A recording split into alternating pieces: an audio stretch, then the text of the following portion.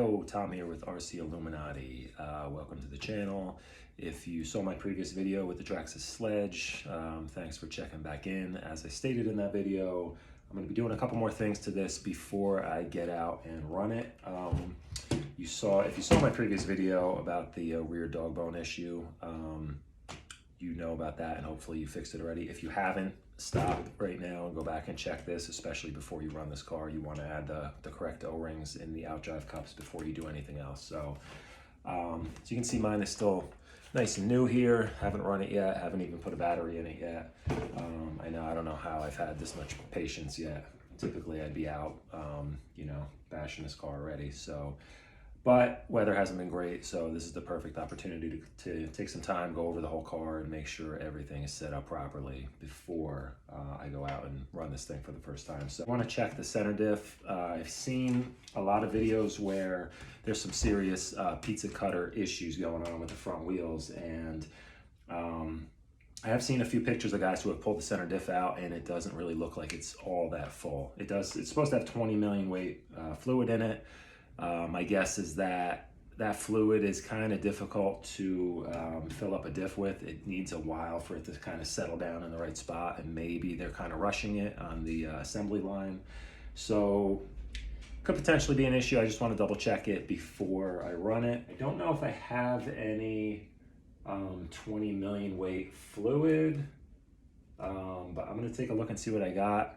Worst case, I may actually kind of leave what's in there and then just add a little bit of silicone earplug in there to really kind of help lock it up a little bit more. So I'm gonna get this thing going, and I'll show you guys steps along the way. Okay, so first step, I'm gonna remove this T-bar brace so I can get access to the pinion cover and the center diff. Okay, so here we have the T-bar. Just two screws, 2.5 mil, and they're both identical, so you can't really mix them up. Next, I'm going to, same thing, 2.5 mils, pull this cover off here. Okay guys, so 4 screws, 2.5 mils, and cover comes off, and that gives you access to, make sure these dog bones stay in because they have the boots on the end there. I don't want to pull these boots off, so just kind of carefully remove the dog bones from the center diff, and here you have it. It's that easy. Let's go ahead and get this apart. So again, 4 more screws, and these are 2 mils. So let me pull this out and see how full it is. Okay, here we go. Let's check it out. Careful with the seal here. Man, there's some really gooey fluid in there. And it's kind of empty. It's definitely, there's a coating on the gears here, the planetary gears, but I don't know how well you can see down in there. It is, my estimate would be probably about 65–70% empty. What I realized is the heaviest fluid that I have is 1 million weight, which, it's not really, you can tell this is definitely, 20 mil is definitely a pretty big step up. So what I'm gonna use is some silicone earplugs. So if you're gonna use something like this, make sure it's 100% silicone. Don't just go and buy like foam earplugs or anything that you're gonna find in aisle at Home Depot. Go to your local pharmacy. This is just like a Walgreens brand. There's another brand called Max, M-A-C-K-S, that's pretty popular. You can order them on Amazon, whatever, have them the next day. But pretty much most pharmacies, I think, are gonna cover these. And essentially it's just kind of a squishy blob of clear silicone. Definitely a little heavier or thicker than the 20 mil, so maybe it's like a 40 mil or a 50 mil, I'm not sure, but I've run this before in some other cars. I'm just gonna break off a couple little chunks here. I'm not even gonna take the gears out. I'm gonna leave what's in there. Just gonna kind of make some little pieces here and just kind of like jam it. Yeah, you can kind of see that pretty good. Just jam it down in there. Hold on, I realize my light is not on here. There we go. So, and I'm just taking little pieces, and you don't have to go too insane and like really like fill this thing like 100%, because this stuff is pretty thick. And remember, so now you have this the sun gear here that needs to sit down inside here. So you don't want to fill this like level. You want to leave you know, kind of like a concave area in there, just like a little valley in there, so so that gear can sit in there. And you want to make sure that you don't fill it so much that it's not going to sit flush on the diff case here. Kind of feel, make sure the gasket sits nice and tight there. Kind of line up the holes as best you can by sight, and you'll kind of hear it squish a little bit, and then you could kind of look at it around the whole perimeter here and just make sure it's sitting nice and even. Just be careful threading these back in. And yeah, so I'm gonna finish this up, pop it back in, and kind of see how it feels. Give the diff a little spin, and this is really huge difference from stock. Like I can barely twist this. Let me see if I put these in here just to kind of give myself a little bit more leverage. Yeah, so you know, it's still, but man, this has some nice resistance now, so definitely no pizza cutter action here. But we'll find out. My first run, hopefully maybe tomorrow if the weather's decent. So before I put the center diff back in, we have some really easy access to the pinion gear here. So I'm gonna just double check it and see. And when you're doing anything like this, there's a good chance they really has some good thread lock on here, hopefully. But you want to use like a nice, good tool here. These are MIPs, and make sure nothing is worn. So you don't want to end up stripping this out. It kind of becomes a nightmare. So make sure you have a good tool. I'm just going to see. And honestly, this thing seems pretty tight. So it's a tough decision. I don't know if I want to just heat this up and remove it just to put thread lock on it again and put it back in. Typically, if you can't break it loose just with a little bit of force, that's a pretty good sign. So I might just leave it, honestly, rather than mess with it. Okay, to reinstall, you pretty much just lift up your rear dog bone here.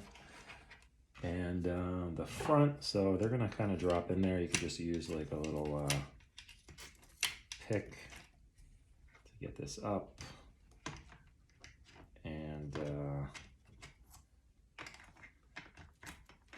line it up with the slots, and drops right back in place. So it's as simple as that. Super easy job. Put the cover back on. So, I mean, what are we looking at here? We have 2 screws to pull the T-bar brace off, 4 screws to pull the diff out, and then 4 screws to pull the spur off of the diff housing. So you're looking at a total of 10 screws to kind of check out your center diff and refill it if needed. So super easy job, and I'll button this thing back up and see how it looks. Okay, so center diff's back in. Just checking over pretty much all the other screws I've checked that I think are important. All seem to be nice and tight. However, the motor mount screws here, these 4 screws that hold the motor cradle to the chassis, they have these kind of slotted holes here so that you can adjust your mesh. These were the only ones I found that were not really as tight. There was at least, like, it seemed like these 2 towards the inside were a tiny bit loose, and there is some blue thread lock on it, but I'm just gonna go ahead and add a little bit more and make sure that these are snugged up. So just checking my mesh before I snug these up, and I kind of go by sound sometimes. You just want to hear a little bit of teeth kind of tapping together there. Nothing too extreme, but that sounds about right to me. So I'm going to snug these up and call it done. Okay, so let's just give this center diff a test here. And I can tell already that it's kind of a huge difference with how locked up this is. I mean, before you would definitely get some diff action going on here. I don't even know if I can put enough pressure on it to really get it to, yeah, it does slip a little bit like right there, but that's really nice and firm. Hopefully it's not too much. I mean, worst case, this thing's gonna really do some crazy backflips, which will be cool. So yeah, thanks for tuning in, guys. Hopefully this helped. I think this thing is just about ready to go. And yeah, looking forward to getting this thing out, and I will definitely post up a video and show you guys the results of doing the earplugs and the center diff. So stay tuned. Again, thanks for checking out the channel. If you like it, if it's helpful, if you were entertained in any way. I didn't really do that much entertaining, did I? But yeah, if you like the channel and you want to see some more, or you're into some crawling videos or whatever, yeah, subscribe. I'd appreciate it. Hit the like button, and catch up with you in the next video. See you guys. Okay, so last minute update. I really couldn't resist, guys. I had, turns out I had a 4S battery partially charged. I think it was at about like 45% charge, a little more than storage charge, and I decided just to throw it in. I did have this little Traxxas to EC5 adapter that I made up a while back. So I threw it in just for the hell of it, just to get it out and do a quick rip around my front lawn, set up my small jump. I don't really have any video because it's kind of dark out, but holy crap, this thing rips, even on 4S. Very impressed. I don't know if it was, no, I didn't test it with the stock center diff being like mostly empty, but I don't know if it's the earplug in there or what, but this thing rips, and I was almost doing standing backflips on the grass with 4S in it. And it's hooking up nice. Definitely zero pizza cutter action with the front wheels. So I think this is going to be a great solution. Just pick up some earplugs from your local pharmacy, 100% silicone, and throw a little bit in there, get that thing locked up a little bit more, and you're not going to have any issues. So far, first run on this, super, super fun. Really loving this truck so far. I think 4S is going to be awesome on the track.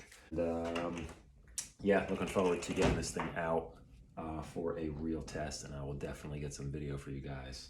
So any questions, comments, hit me up in the comments below, and I'll try to reply to you guys. All right, see you next time.